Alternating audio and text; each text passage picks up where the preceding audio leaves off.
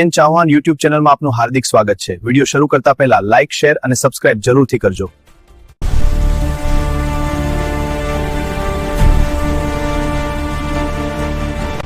અને આવા ગંભીર સમયે શાહરૂખ ખાન જેવા મોટા કલાકારનો નિર્ણય।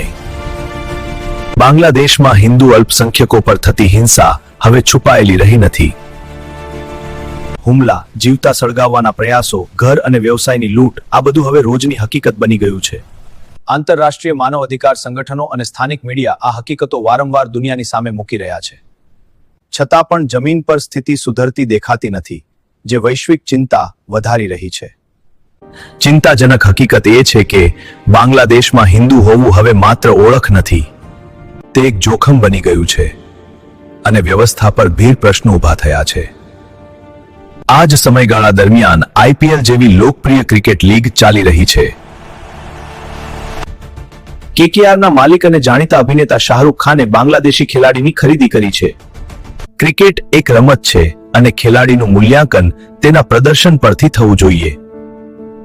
આ દલીલ સાચી છે, પરંતુ હાલની હકીકત ઘણા સવાલો ઊભા કરે છે। જ્યારે બાંગ્લાદેશમાં હિન્દુઓ ખુલ્લેઆમ માર્યા જઈ રહ્યા છે,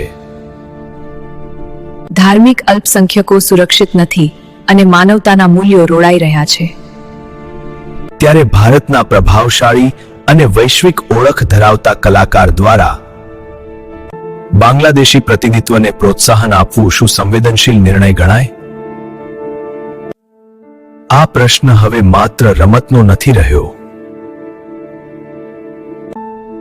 આ નૈતિકતા, સંવેદનશીલતા અને સામાજિક જવાબદારીનો પ્રશ્ન બની ગયો છે। આ કારણે હવે એક અવાજ ઉઠાવવો જરૂરી છે।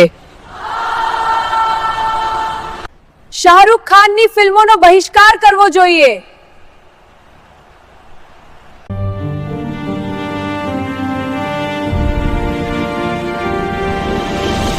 કલાકાર માત્ર અભિનેતા નથી, તે સમાજ પર અસર પાડતો જાહેર ચહેરો છે।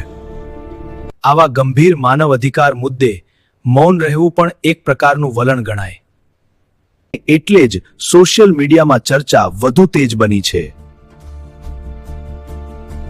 શાહરૂખ ખાનની ફિલ્મો અને પ્રોજેક્ટ્સના બહિષ્કારની માંગ ઉઠી રહી છે।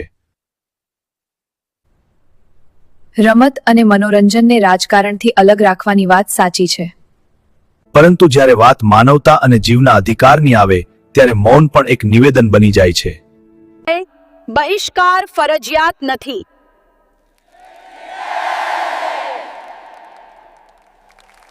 અંતમાં એટલું જ ગાજન, બાંગ્લાદેશમાં હિન્દુઓ પર થતી હિંસા વાસ્તવિક અને ગંભીર છે।